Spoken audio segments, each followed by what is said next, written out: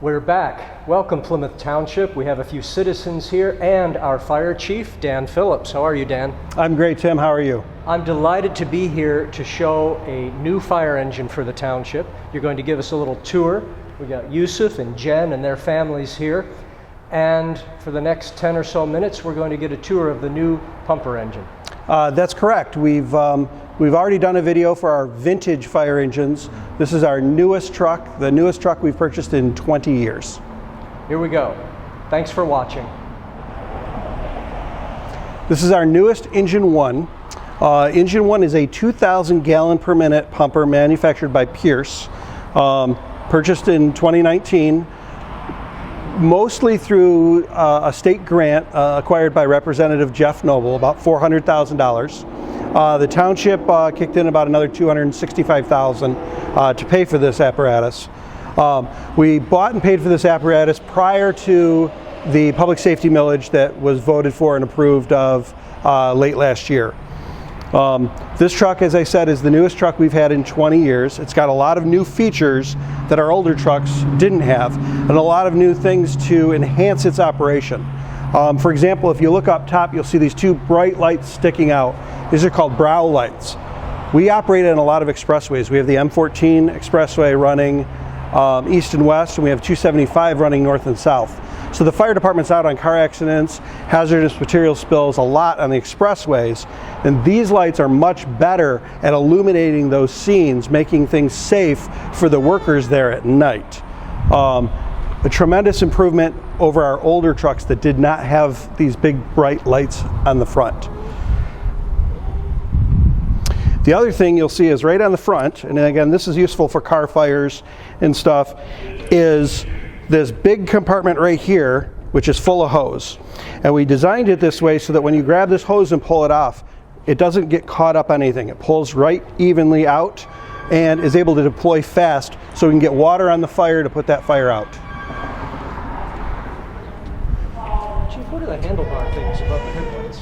Great question. So we put handlebars on the front of this to stop people from grabbing these when they get up here to wash the window. This is so people can get up, wash the window, wash the front without causing any damage to the vehicle. Not all fire departments do this, but when I was at the manufacturer, I was noticing a lot of people were admiring these, and when somebody laughed that we had them, I saw their chief go, well, you know how many windshield wipers we've broke? We should put them on our truck. So this was something, all of our trucks actually have these. Our mechanic about 20 years ago recommended putting these on. And I don't think we've broken a windshield wiper since. What's the circular thing in the front? This circular thing in the front is a Federal Q siren. So when you hear a fire truck coming and you hear that big winding siren that really roars, that is this. Also in the front, you're going to see these are the sirens you normally hear and expect from an ambulance or a fire truck, and these are air horns. All right down here, nice and low to the ground where they can be heard in a passenger vehicle. We don't mount them on top anymore because we caused hearing damage among firefighters because it would reverberate in the cab. So now we mount them low and in front so that we can move the traffic out of our way quickly. So let's move on over to my left, your right.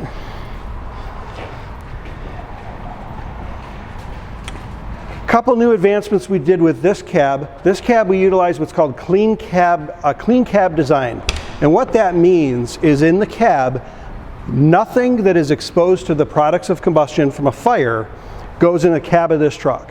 All of the turnout gear, the self-contained breathing apparatus, the axles, nothing goes in the cab. We've seen a 30% increase in certain types of cancer among firefighters from dealing with the products of combustion. So in this truck, instead of having guys put the stuff in here with them, driving back and forth, it's not allowed in the cab at all. We have special compartments for it. The self-contained breathing apparatus is kept in here with their turnout gear so that it can't, the off-gassing of these harmful products isn't breathed in by our firefighters. Canton Township has done this as well. It's catching on a little bit, but it's not widely accepted yet.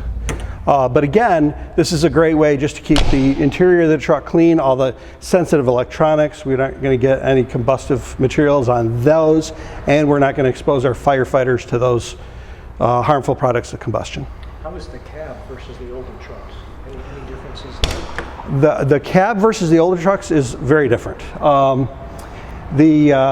It's set up very similar. The lights are on the top that we turn on. A lot of equipment that we don't need is up out of the way.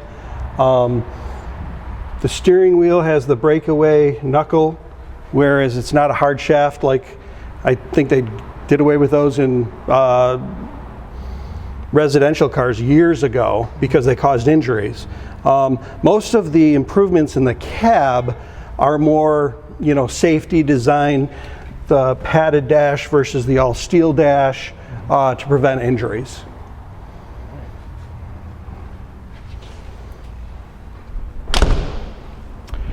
Now, as you'll notice on the side of the truck here, it says paramedic. This is an advanced life support unit. We carry all of the equipment that an ambulance would carry on it to care for people. So if the firefighters are in the fire truck and need to respond to a medical, they don't have to come back and grab the ambulance. They have everything in this compartment here, like a defibrillator, EMS equipment, all the equipment they may need for a medical. The only thing this truck can't do is take patients to the hospital.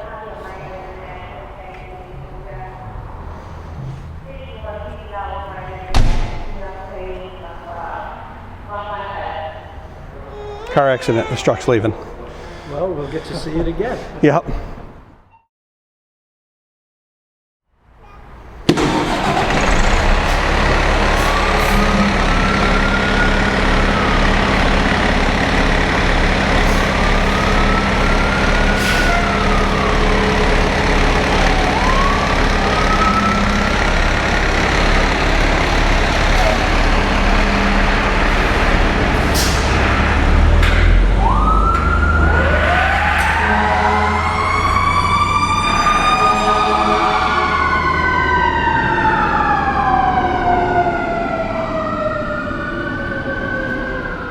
Now, last time we did this, did we have to deal with this? I feel like no.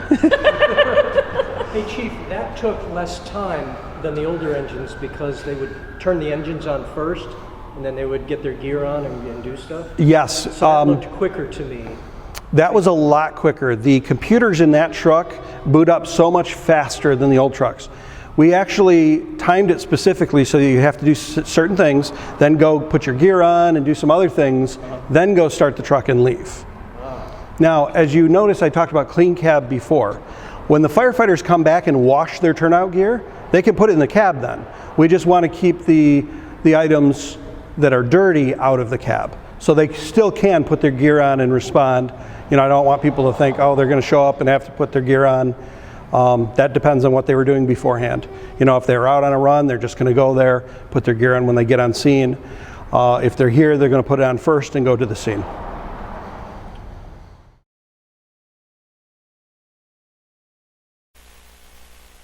All right, we're back. The truck is back. Last time we were here, the truck had to go out for several runs. So we're going to complete talking about this new vehicle that Plymouth Township has. Over here, I'm going to show you a little bit about some new features that we have that protect our water system.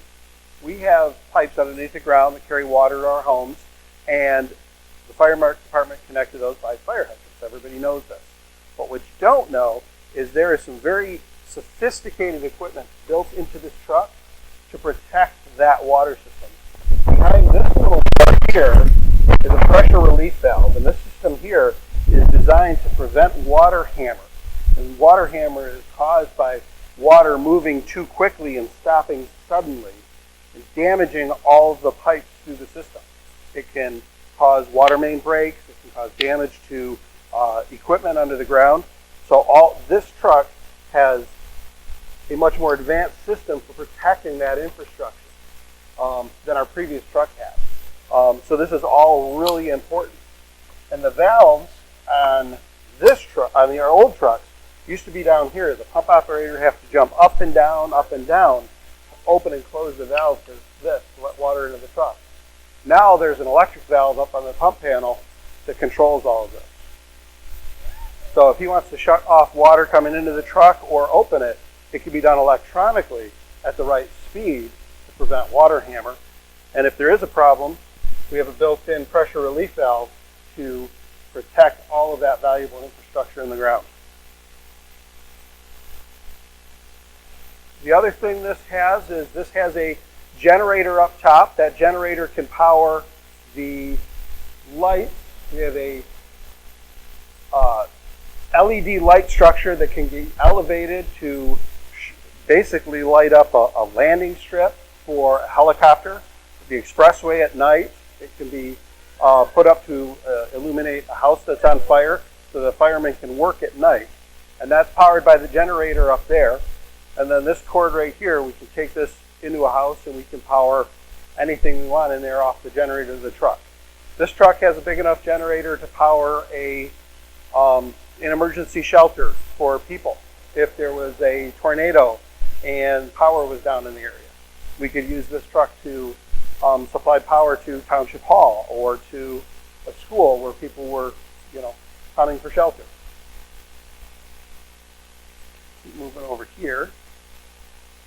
Now you'll notice here, these are steps. These are really big steps. And there's a lot of them. And that's because we have to have steps every 18 inches on up to every walkable surface.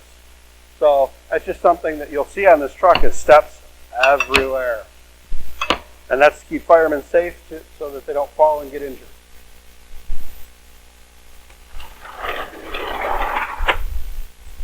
And now in this truck we have basically everything in its place. We have a pegboard here with equipment all mounted on it. Backside we have additional nozzles. We have a thermal imaging camera, which I showed you on the older truck. This is a little bit different. This one can take photos. And we can come outside and show the incident commander and show other people what they saw inside. They can actually take pictures of the heat and where the fire is. So when a crew runs out of air, you come out, pass the camera to somebody else, say, hey, look right here, this is what I'm concerned about. Pass it on to the next crew that's going in. So it makes us a lot more efficient.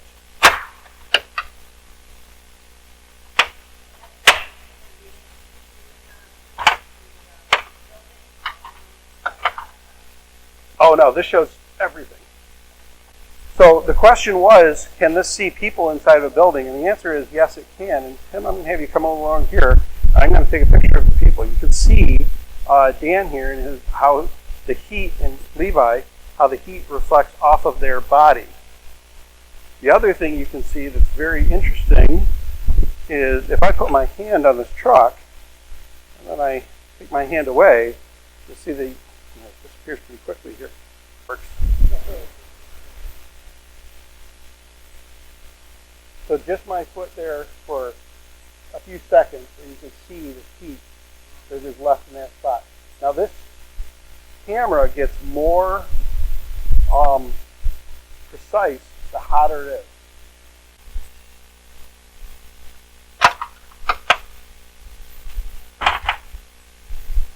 Now we mounted, once this truck got here, we mounted all of this equipment in here ourselves over a couple of days. We got the mounts, we put them in here. We made sure all the equipment was in here. So we didn't have to send this out, have other people do it.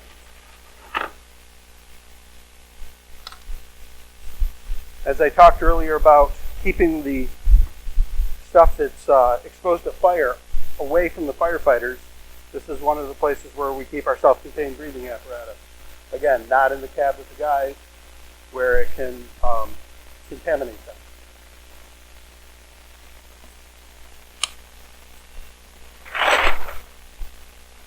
A lot more equipment. So again, everything has its place in this truck. We have a bag for taking oxygen into a structure to help a trapped firefighter. We have different bags in here for all kinds of just different things. That rope up there, that is life safety rope. We only use that to rescue people. We don't use that for other tasks. That's why it's labeled life safety, because that rope has to be tested. And if it doesn't pass the test, throw it away and get new life safety rope. rope for tying off areas or hooking onto tools and stuff. That doesn't have to meet the same rigid requirements.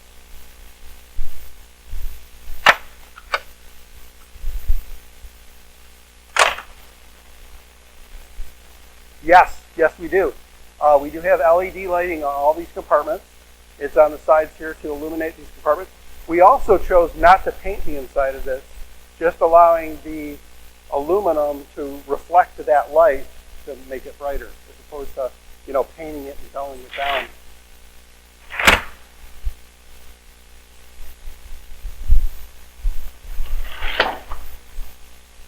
Now this entire compartment here is for car accidents, basically. Here are the Jaws of Life. This particular Jaws of Life was donated by a grant through Firehouse Subs. Firehouse Subs, which is right around the corner here. We have a heavy-duty spreader, a heavy-duty cutter, and a heavy-duty ram. And then the question that we had a while ago is, what do we use all the wood for? We use this wood to shore up vehicles. As we're cutting a car apart and we're damaging its structure, we put these down to protect the people from the car shifting suddenly and causing them more injury.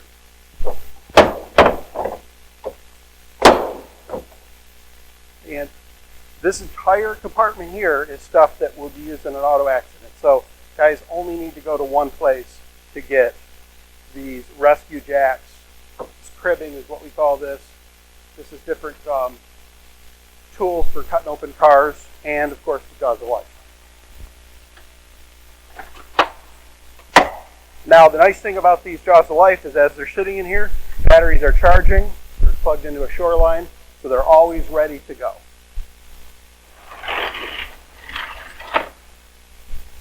All right, as we come around back, you'll notice this truck's really tall.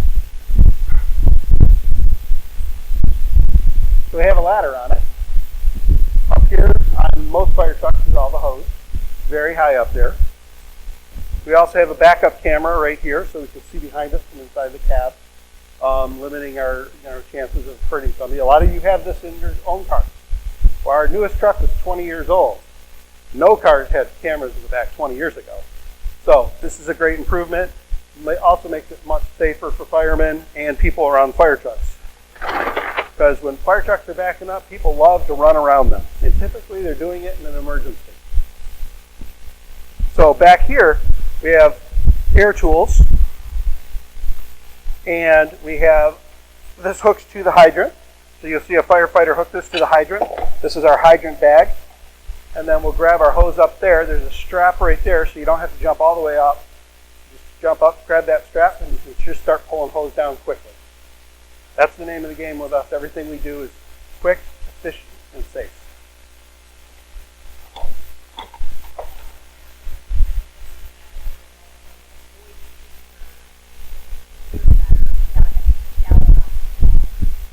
Yes, there is a microphone back here.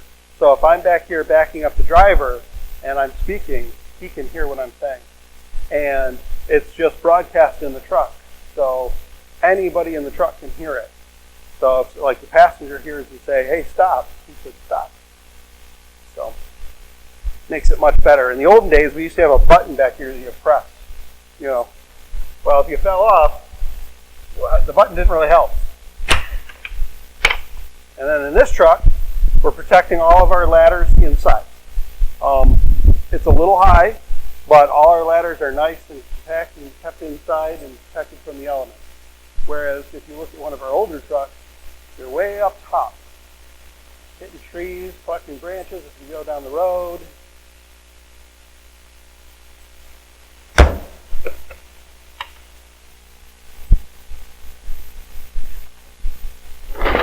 Now another thing this truck has, our other trucks, our 20-year-old truck has this, our ambulances have this, but this is a light directional stick.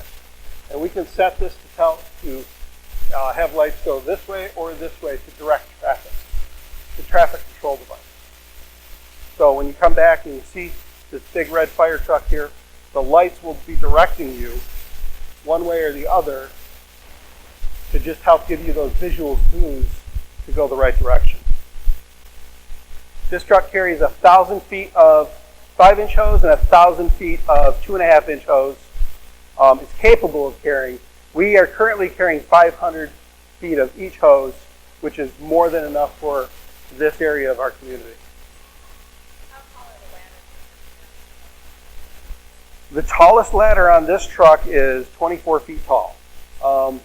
That's perfect for most of our residential areas out here, but it doesn't help with our commercial buildings. It's way too small for our commercial buildings. But if we were to put a 35 or a 36-foot ladder on here, we would need more firefighters to be able to carry it back and forth. It's too heavy for 2 guys to move by themselves. And it's unsafe, so you risk injury. Even with these newer ladders that are, made of aluminum and lightweight, we have to have heavy-duty ladders because we are expected to carry people down these ladders. And we need ladders that can last and that can support all that weight.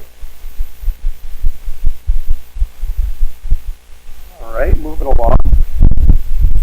Going to find out what's in this compartment.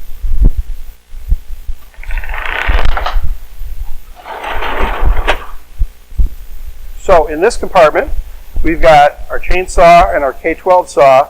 These are used for cutting roofs in a fire. They're used for cutting open garage doors to get people out.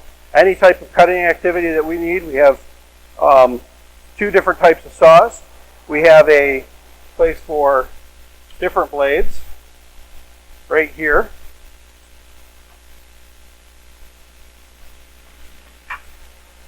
And that has a concrete cutting blade in there and another spare concrete cutting blade. We have our wood diamond blade on the saw right now. Empty buckets. We keep empty buckets on here. On this particular truck, we have a lovely system up top in those hatch compartments where we fill it up there with absorbent material for oil spills, and we can come and just fill up our bucket from down here, making it much more efficient to clean up auto wrecks. We also have shovels, brooms in this compartment for taking care of the same.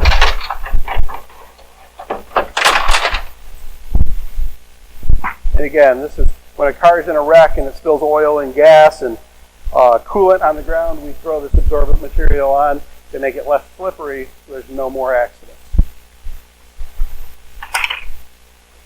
Now you'll see a lot of empty space here. When we designed this truck, we know we keep trucks for 20 years. We designed this truck to be a good truck for 20 years. We don't know what the next piece of equipment is going to be out there. So we had to build a truck that would have space for the next big thing.